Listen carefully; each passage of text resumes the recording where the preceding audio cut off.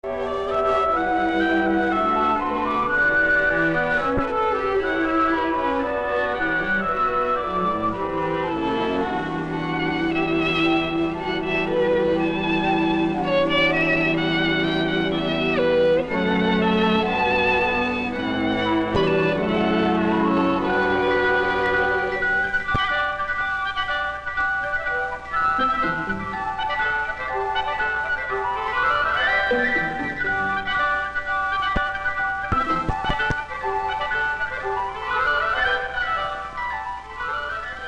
end of June, the class picnic.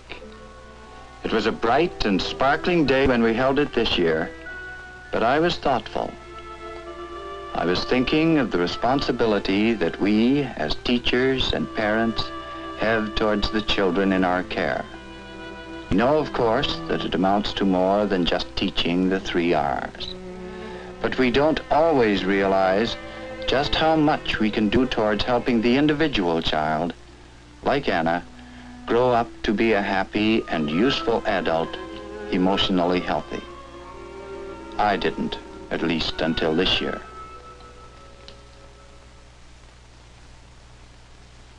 It all began one day last September.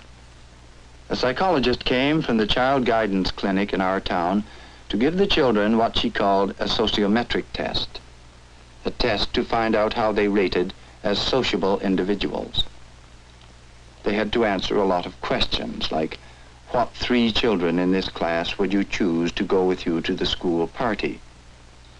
Whom would you choose to join the stamp club or the sewing club? And so on. It seemed a bit like a popularity contest to me, and I didn't take it too seriously, at least that day. However, a few days later, she came back with a kind of diagram of the social pattern in my class. In the center were the lively, confident children nearly everybody had chosen. Others were chosen only by their immediate friends. But there were 3, right outside the circle, whom nobody chose at all. They were quiet, well-behaved children. Too quiet, perhaps. Certainly not the ones I had thought of as difficult, but they were the friendless ones. The psychologist told me that at the clinic they're concerned with such children because being an outsider like this may mean the child is not developing in a healthy way, and unless we do something for them now, when they are still young, they may have ahead of them the lonely, frustrated life of the shy adult.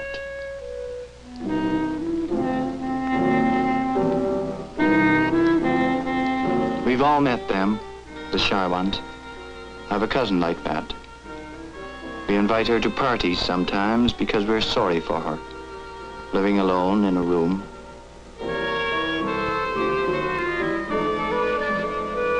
But parties don't help. People don't seem to understand her, the way she freezes up. We can hardly blame them. But I've often seen her look as if she would burst into tears if she were alone. We all feel sorry for her, especially when we think of the way she's losing out on so many things. She applies for the job she is trained for and wants, but she always manages to put her worst foot forward, to sound like a nobody. People can't be expected to understand her constant belittling of herself. Actually, she is a highly intelligent and capable person. But others, not nearly as able, but with self-confidence and assurance, win the place that could and should be hers. As a member of the community, she is not as useful as she could be, and she is not happy, for she knows that life is passing her by.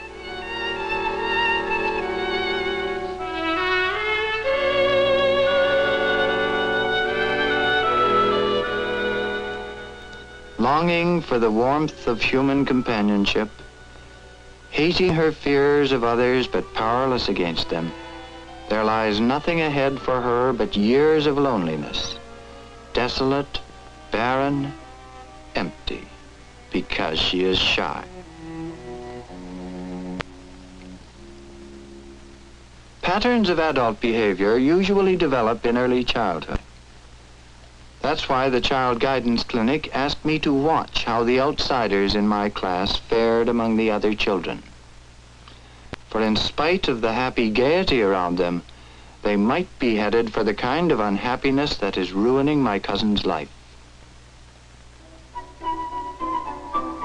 Robert almost always seemed to be off by himself, but he was always doing something, collecting things or experimenting.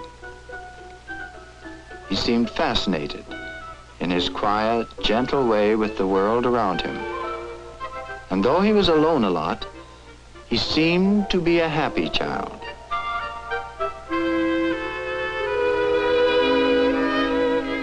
Anna didn't.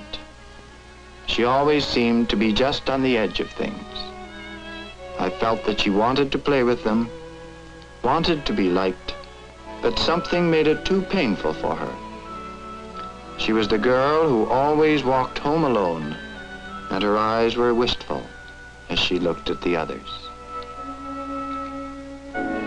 Jimmy's eyes weren't looking at anything. The bustling, vigorous life around him didn't seem to interest him,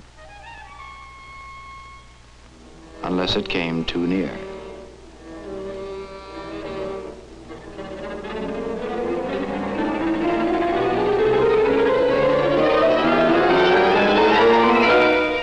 The other children never mistreated him, but he seemed terrified of everything. Now that I was watching him, I realized there was something terribly wrong with Jimmy. So I was very glad that the psychiatrist from the clinic wanted to see these children, among others, when he came to the school a few days later. He talked with them alone and gave them various tests, and afterwards he discussed with me what he thought about them. Jimmy is emotionally sick. His terror of others cannot be dismissed as mere shyness. It is a symptom of profound emotional disturbance. He won't grow out of it. He must be helped out by professional people. The clinic will have to work with Jimmy and his parents for a long time and start him back on the road to health before we teachers can do much to help him. Robert? Nothing the matter with him. If he's alone a lot, it's because he likes to be. Busy pursuing his own real and healthy interests. Our job is not to change him, but to help him develop further his natural qualities. Anna's different again. Not deeply disturbed like Jimmy, nor happily independent like Robert, she is the typical shy child. She can too easily become another Cousin Frances, unless we parents and teachers recognize her condition as largely our problem and do something about it before it's too late. I'd never thought of shyness as a problem we could do anything useful about. I'd thought that some people, like my cousin, were just born shy, like being born with a limp. But I learned I had the wrong idea that day as we were watching the nursery class.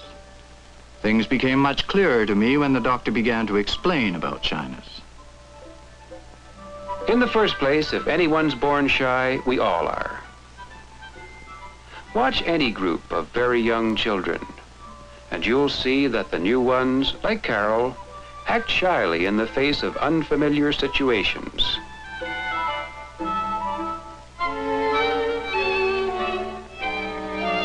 When we are little, we'd all like to run away home sometimes, away from those rough and noisy strangers. But this is the age, from 3 to 6, the normal time in growing up, when we learn to adjust ourselves to other people. Sensible parents and teachers help us over the rough spots.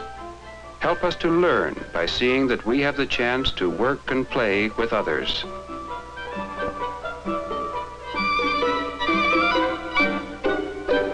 It's not always easy. But we do learn, gradually.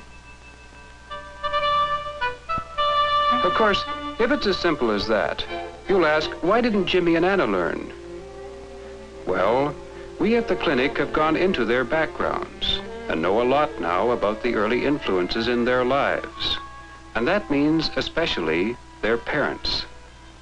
Parents know their children need loving. But that doesn't mean the smothering, overprotective, sometimes jealous love that watched over Jimmy's every move. Jimmy's instincts were healthy enough. He had the desire to share in the fun of the other children. Naturally, inexperienced as he was, he'd have to learn to give and take, to expect to get into the little scrapes that are part of every healthy child's world. But Mother wouldn't let him go, wouldn't give him the chance to learn for himself. Since then, I've talked a lot with her, now that Jimmy is under treatment with us, and she is beginning to understand how all his life she had been holding him back from healthy contact with the world, instead of letting him go forth to meet it on his own.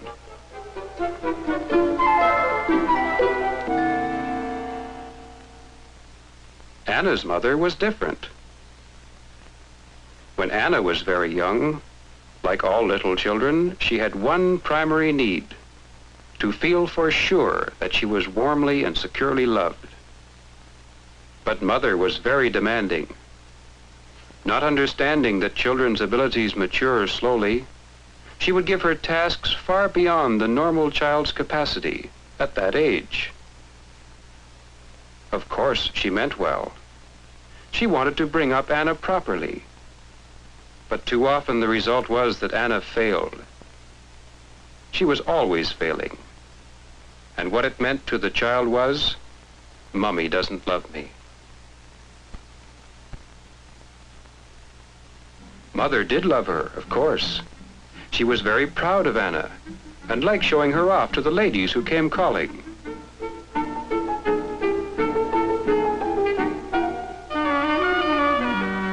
Anna will recite in a minute. But such an insecure child, who feels dimly that she has failed to win her own mother's love and approval, is going to be even more frightened of strangers.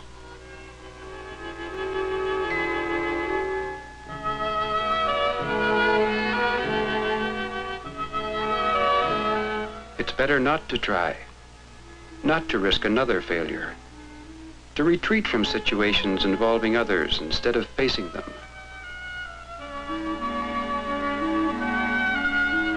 Mother's disappointment only increased the unease of the bewildered child. Such influences in time were to turn Anna into the typically shy child, preferring not to be noticed. But people did notice her. Well-meaning parents and teachers, not understanding how real the fears of such children are, try to force them out of their shyness. It sounds reasonable. What's so hard about reading aloud in front of the class? Just get her up there and she'll learn to get over it. All she needs is to try. Really try. But with a child as shy as Anna, it just doesn't work. In fact, it can be very harmful.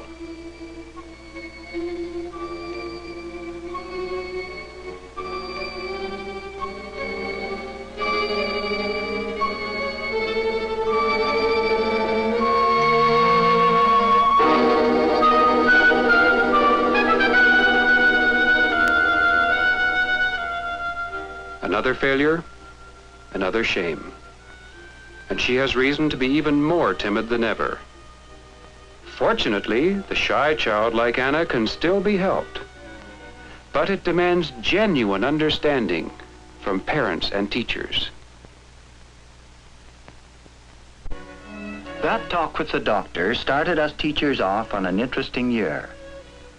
Miss Smith, the gym teacher, was a sympathetic sort and understood the problem quickly.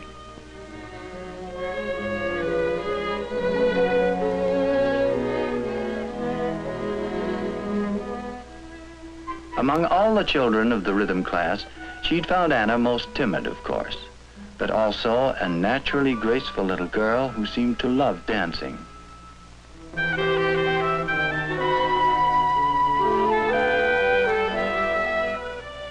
We decided we might be able to use this fact to try to bring out in Anna the beginnings of self-confidence and to help her earn the respect of the others.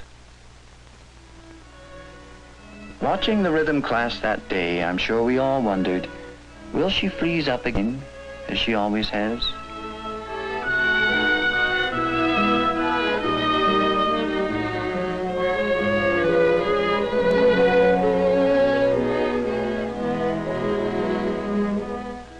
This time, something was different.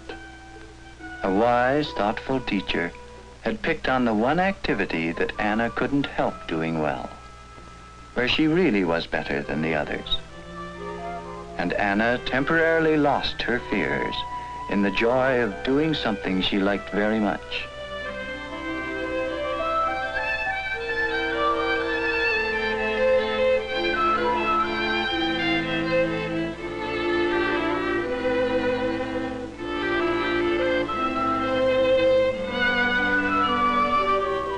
It was a little triumph for the teacher and for Anna. But it didn't last. In school, Anna was as shy and withdrawn as ever, unlike the others in our discussion classes. This was a kind of special period, 1 hour a week, which we started last fall as a form of training in democratic living. The children were free to talk about any subject that concerned them directly, and it worked, even with children as young as these. That day, they were discussing the school rules. Robert had a lot to say about it.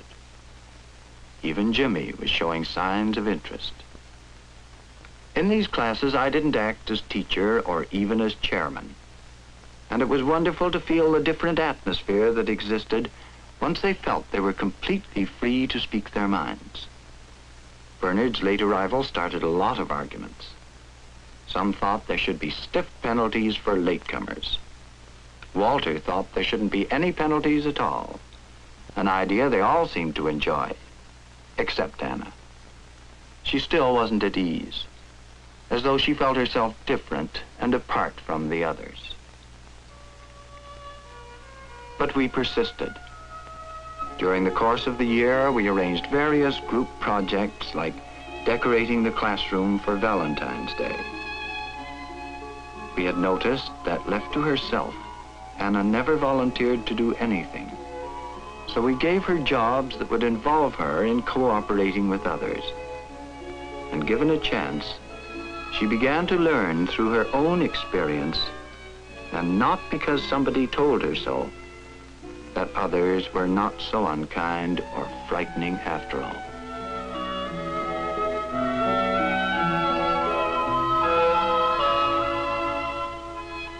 I could see from the confidence she was gaining that at home, too, her parents were learning to give her the encouragement and approval she had so long lacked and needed. Yet something more was needed. Something that went still deeper. The other children were able to share ideas, talk with one another easily and naturally and without fear, seemingly, even when they were talking about things they were afraid of, as they were in a discussion class not long ago. They found they had a lot in common. Little Madge was afraid to sleep alone at her grandfather's farm, though she'd never done it, because she imagined there might be bats. I had never seen Anna so thoughtful. That Madge, who was usually so confident and cocky, should be afraid of anything at all, seemed to fascinate Anna. Carl, the one everybody admired for his strength, was afraid of snakes, even though he had only seen them in pictures. Even Walter, the leader of the class, was afraid of high places. Anna was learning from them all the one other thing she needed to know, that she wasn't alone in her fears. perhaps they were as groundless as Patsy's fear of the bogeyman. For Anna, it was the beginning of understanding. A realization that she wasn't so different after all. And for the first time in a year, she made a move on her own.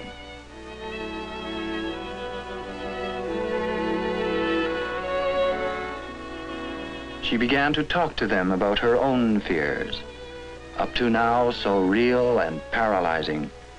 And as she did, she seemed no longer afraid. She was one of them, at last. That was a month ago.